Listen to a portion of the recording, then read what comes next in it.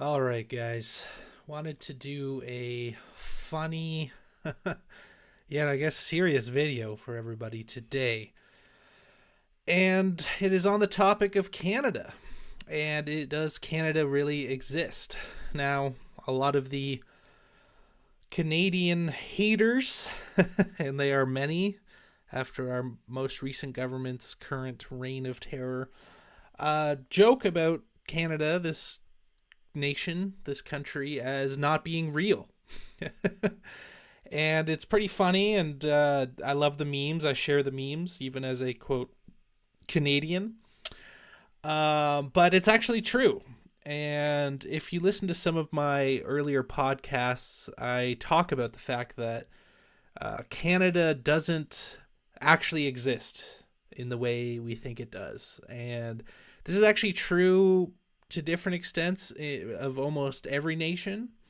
Now, I caution people who dig into this info. It can be known as the Freemen on the land and the sovereign movement. I actually, at a fairly young age, went down a lot of these rabbit holes, and my conclusion is basically that while some of the principles they say are correct, and while some people that I met personally actually did some very interesting procedures, that this doesn't really matter in a corrupt and fiat system. And people don't really understand that concept to its extent. So, what does fiat mean, right? So fiat, I'm going to look it up here for everybody. So the term fiat literally means by decree, right? An arbitrary order or decree, authorization or sanction, an authoritative command or order to do something, an effectual decree. Okay, so what is this saying here? It means that a group of people said, hey, this is the way it is, right? And essentially, that is the way the not just Canada, but basically most systems on the planet Earth operate, right? From the financial system, hopefully you guys know. I've seen the documentaries Money Masters, read the book Creatures from Jekyll Island. Essentially, our monetary system is fiat. It is by decree. It is without backing. Police, most of what police and the authority that they're given is by fiat or decree. And basically, the law doesn't really matter if you know this with interactions with police. It's basically what the police officer says. The police officers worldwide are basically seen as people of honor, right? And basically what they say goes. Now, there are a lot of caveats to that. And again, I don't want this stream for any reason to be doomer or, hey guys, there's no hope, or, we're in a slave colony or plantation. It's not the vibe I'm trying to get here. What I'm trying to kind of instill in people is the spell that these systems and institutions that we spend our time voting for, that we vote against, that we complain about, that we fight in courts, is ultimately fiat. Now, it doesn't matter if they're fiat when, the boot's on your neck, right? It has the same feel. When people are coming with guns and shutting down your business, I don't want to be the guy, the Freeman guy. Oh, but actually, they have no authority because, you're a living man or woman, and they only have, authority over the corporation, which I think is true, but ultimately it is by decree and fiat. Okay. So people need to understand this concept, because I think within this is a lot of our path for freedom, basically, in my opinion, at least to limit abuses of power. So if you're not Canadian, maybe the nuts and bolts of this book that I'm going to go through, it's actually an examination of the fact that Canada has never been ratified as a country. Okay. You might not care about the nuts and bolts, but what is really important is underlying this, which is essentially what happened was at a certain point in time, okay, a bunch of people, right, basically criminals slash politicians, right, more or less decreed that Canada was a real country, okay, and it never was. It never was, basically. And this guy here, God bless his heart, Walter F. Kuehl, basically lays this out perfectly, right? So this document, he presented this to many premiers. He I think read it into federal parliament. The guy was an absolute legend, apparently. And many judges and clerks actually agreed with the guy, right? And that Canada was never ratified. That, you know, the provinces, right, in U.S. the equivalent would be states, obviously, never actually signed anything, never went through the proper procedure, you know, to actually make Canada a country. Right? It's absolutely fascinating, right? You know, now, you know, why I've stepped away from the truther movement and community is because I just know intuitively that, you know, none of these systems are actually ours, right? You know, I pose the question to, you know, people who are, you know, PPC or conservative, whatever, you know, please point out, you know, on this doll, I love that meme, you know, once ever where these people, this system has ever passed a law that has actually benefited you, right? If we look through, you know, the history of politics in North America, it is basically a downward spiral or trajectory. You know, while people are getting poorer and sicker and thrown in jail more, and the, you know, basically it's never gone up, right? And that's one thing at a young age that really woke me up, is the fact that, like, you know, we're told we're in the era of, you know, absolute, like the pinnacle of human society and, you know, ingenuity, and we're gonna have flying cars. I'm like, why is everything getting worse? I was like 10 years old, and I was just, you know, I see people, you know, getting unhappy, a lot of people getting bankrupt, you know, the government more and more just infringing on people's lives. And so I always just wondered, you know, why are things constantly getting worse? And again, it's not doomer to say that, I don't think, because, you know, ultimately we are responsible for our own lives, our own happiness, our own freedom, right? And that's really the message I want to leave people who are watching this with, is that no system, okay, can ever tell you who you are, can never tell you your rights, can never truly oppress you. You know, yeah, they still can. What I mean is, people will come in with guns because other people have told them to do it, right? So I don't want to pretend like, you know, that stuff's not real. But what I'm saying is, ultimately, everything in the world is happening due to the consent of the majority. And when I say consent, I don't mean like we voted for it. And I don't mean that people even necessarily want it to happen. What I mean is, you know, there's a group of psychopaths, okay? And for whatever reason, we have decided collectively to give them power and influence, because apparently we need psychopaths to rule us. You know, this has just been decided a long time ago, right? And we've been indoctrinated into this is just how it is. And these people, because ultimately they do get the consent of the masses, and consent might just be say nothing. Consent might be to like it. Consent might also be to hate them, right? You know, if I hate somebody, I'm still in a way consenting that they exist, that they somehow matter, that they somehow have some semblance of authority in the matter, right? So I haven't fully worked out this position, and I'd love to get other people's thoughts on this topic, but ultimately, all of the systems run from some derivation of a fiat system, which means that they have no substance, that they are not, um, real. That it's basically a bunch of people got together and said, hey, we're this, hey, this is the way it is. And then the sheep, I don't want to call people sheep, I'm trying to get away from that. The normies, or let's just say that the society at large says, okay, and it's kind of a,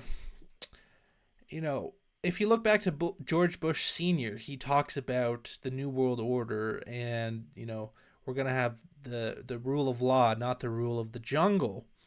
Well, what they don't tell you is that the rule of the jungle really is might makes right. And that is basically the system that we are in. Like, yes, we have many veils to obfuscate that. So we have, the United Nations, and we have the World Courts, and we have Supreme Courts of Canada and the United States, and we have endless illusions to show us, that, hey, this is a system of laws, this system is real, look at all these regulations regulating this. Obviously, this is, of law, and don't get me wrong, especially in America, like, their remedies still exist in the court system. I'm not saying this is a total anarchist state, right? But if you really are honest with yourself, look at what is actually done in society and the changes that happen. It's not on any ticket. Like, did anybody vote to have a fiat currency based off nothing? No, it was done in secret on Jekyll Island, on Christmas Eve, and pushed through by Rockefellers, right? And then people didn't really say anything. Don't get me wrong, people fought, and even in America, if you if you look into the Income Tax Act, basically it doesn't actually apply. It's not law, right? And if Peter Schiff, his father was one of these guys who brought this to attention. These are genius people, right, who are pointing this out in society, right? Like, hey, this none of this is law, none of this is legal, right? And then they throw them all in jail, right? So it's important to, I think, to just really understand this concept of fiat, because the biggest thing is to, I think the truth will set us free, and B, for people who are still caught, Lord help me, left-right paradigms, or, thinking that voting somebody in is going to fix the system we're in, or, Trump's going to save us, Biden's going to save us, right? Guys, this is insanity, right? I hope people who follow me realize that, guys, this is insane, and you're going to see more and more insanity, right? The more you put your faith in lies, the more insane you get, right? And that's why I call myself the Spellbreakers Podcast, because I'm really trying to help break these spells. Like, I could get 100 times more clicks and views just selling you doomer stuff. Look at how insane the left wing is right now. Look what they're doing with kids. I could get endless clicks, and I just don't want to do that, because it doesn't help you. It doesn't help me. And I think there's enough people doing that. So basically, in a nutshell, Mr. Cool, he is cool, has laid out that Canada is not a serious country. And let's just go through this. And again, this is in the wider context of understanding that almost everything works like this, if you really dig in, okay? So he goes through it. The forward, talks about there's no political issue more important, and there's no more misinformation. This is in the 40s, guys, or 70s, actually, I think. When was this written? 1977. Okay. And more misinformation than on the constitutional question. So when you hear constitutional question, think Canada doesn't actually exist. The stalemate and the impasse which the governing authorities in Canada have reached on this question seem to indicate that there is and has been something very fundamentally awry in Canada's constitutional history. That's an understatement. For almost half a century, this controversy has been raging without a satisfactory solution having been arrived at. Many Canadians, myself included, have had enough of this bickering between politicians. Again, why would the politicians tell you that the fiat system that they're looting and pillaging doesn't actually exist? Like, at least back then, politicians had some honor. But imagine like you're like looting and stealing based off fiat, and then somebody's like, "Hey, you know what you're doing there? Like, that doesn't actually exist. You have no authority." The guy was like, I'm gonna look into that. That's basically what this guy's saying. The purpose of this booklet is to indicate in some measure what I, as a member of the House of Commons and a private citizen, have attempted to bring order out of the constitutional chaos in which Canada finds herself. Democracy is successful only in proportion to the knowledge which people have with respect to their rights and privileges. It is my hope that the information contained in this brochure will assist Canadians to that end. Oh my God. Even that is just so interesting, right? He's talking about, the chaos within Canada, right? And guys, what's so funny in all these situations, like there are massive revelations about what I'm talking about in like virtually every area in every country, like a smoking guns like this. And what's funny, it's like always one humble, like good guy, and sometimes, woman too, who's like pointing this out, and they make it their life's mission to, just like point out, oh, by the way, Canada might not exist. And this guy, my understanding, he fought this stuff to his deathbed. So it's just very sad. We see this all the time. It's just like one guy who's actually spouting the truth and pointing out the fact that, hey, you guys are all wrong, and nobody listens to him. I decided to express my gratitude. Who is my private tutor? Great. So we're not going to go this whole thing. So United, the Union of the British North American Colonies and the governments, whereas Union of the British North American Colonies would be attended by my kingdom. So he said on the left is the preliminary draft by the Colonial Office. This means that the domination of the colony or the uniting of the colonies into one dominion. This is the basis of the British North American Act. On the right is the desire of the provinces to unite into a federal union, which means freedom. Drafted by John A. Macdonald before he received his title. Okay. So, I'm not going to go through all this, guys, but here's our legend here. This is his speech. Wow. Legend. Okay. A distinctive national flag and constitutional problems. So this guy's in Jasper. He's near me. This resolution urges the expediency of Canada's possessing a distinctive national flag. I agree that it anomaly exists with respect to the matter of a Canadian flag, and I and my associates in Parliament are in favor of removing this condition. But personally, I consider that under the constitutional conditions prevailing in this country at the moment, such action is premature. He's just casually like, I know this motion is to get a flag for the country, but guys, just so you know, this country doesn't actually exist. Legend. Okay. The flag in question is just one of the many anomalies which exist in Canada's constitutional position. Some of these have been referred to this afternoon. One of them, I love it, he's just calling it an anomaly. Submit to reason argument. So again, this is the issue too, right? When you're dealing with this system, this guy's laying out like a totally clear case. I'll just go through his points and the conclusions because I don't want to bog everybody down in this. It's available, by the way, this document, Country Without a Constitution.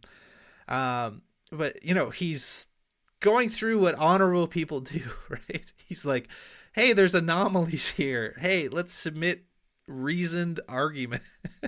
Like, he's trying to tell an insane system, an insane world, even then, like, hey, like, there's some anomalies here. Obviously, nobody's listening to him.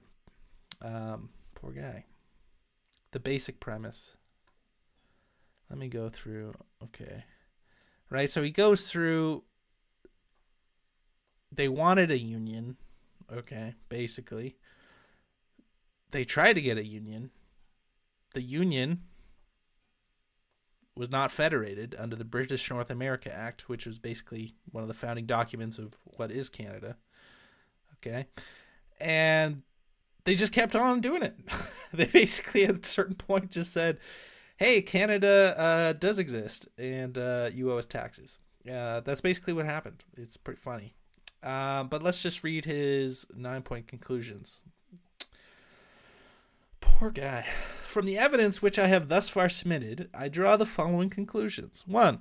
The provinces of Canada desired a federal union. 2. The Quebec resolutions provided for a federal union. 3. The bill drafted by the Canadian delegates at the London Conference also provided for a federal union. 4. The Colonial Office was not disposed to grant the provinces of Canada the request for a federal union. So he's basically saying the Colonial Office, the one who just said, oh yeah, Canada exists, didn't have the authority to do that. 5.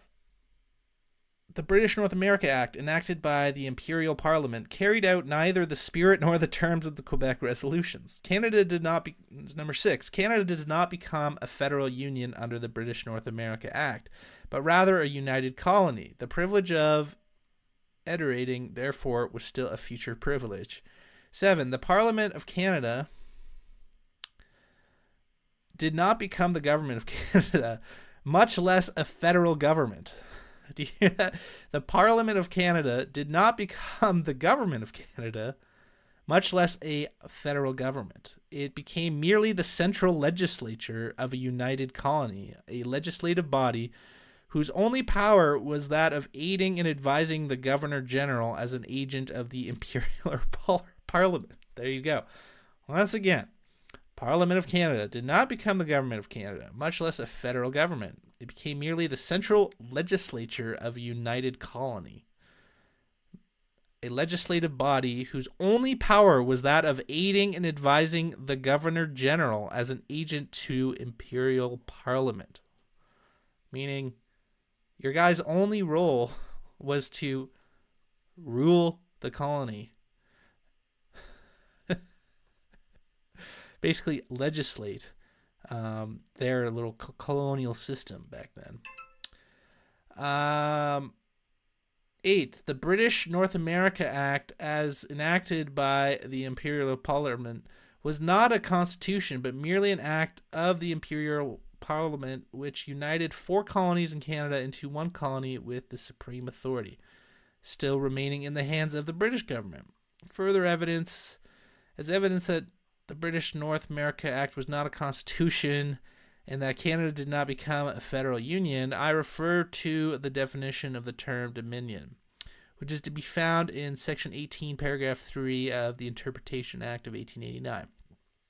It reads as follows. The expression colony shall mean any of Her Majesty's dominions, exclusive to the British Islands and British India, and where parts of such dominions, central legislature, and local legislatures, and all parts shall, for the purpose of the definition, be deemed one colony. Excepting Canada, no country in the empire has a central legislature and local legislatures. Therefore, according to this definition, meaning 22 years. Blah, blah, blah, blah. Then he gets into it again. Canada without a constitution, I therefore pose the question, where does the Dominion Parliament derive its authority to govern this country? Yeah, I mean, I read this. He basically, again, has a very clear argument that it was never ratified, that they had no authority. Just goes through all of it. And Canada, I think they did do like a half-hearted. They tried to make the Canada Constitution Act, but again, this was based off them having zero authority whatsoever. So I urge all Canadians to get this document, which is Canada, a country without a constitution, a factual examination of the constitutional problem. Walter F. Cool. It's available for free online. I think I found it on archive.org. But yeah, I recommend people who are interested to go into this more. But what I think is most important is basically the concept that I've outlined here, in that almost all of the systems that we find ourselves in are ruled by fiat and decree, right? So even the Canadian Charter is, gone out the window. The judges all day, every day will rule against it, right? None of this stuff actually means anything. But what can we do about it? I think ultimately it is, it's an issue of collectivism. Ultimately, I think we need to spread this type of information. Do I think this document or others who have done analysis like this, do I think this will ever see the light of day? No, because you're trying to ask the system itself, which is fiat, to prove that they're not fiat, and they will never do that.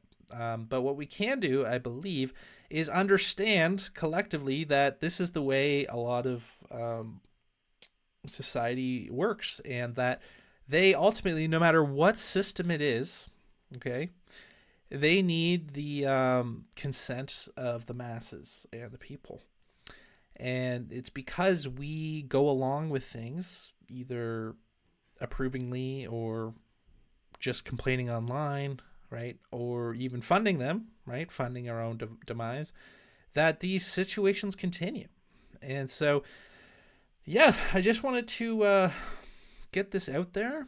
I think this is a really important concept for people, especially if you are still trapped in the left-right paradigm, or that voting is going to save you, or that, in these institutions, that these are the reasons why, these institutions will somehow save us. No, they won't. But ultimately, every institution, even if it is decreed by fiat, they can still do good work for the people, and they ultimately are just people, right? And this phenomenon it doesn't change immediately, but the more people actually withdraw their consent, maybe consent isn't even the right word, like their energy from it, it will stop, right? And ultimately, for my fellow Canadians, look, I don't think there's any remedy for us in politics. This is not our system, right? If you see how the judicial rules, no, like the last 3 years, they basically decreed that the government can do anything they want anytime, right? Our police force basically just is the militant wing of the judicial, and the parliamentarians, in fact, all of them, I think, are corrupt, all of them on all sides.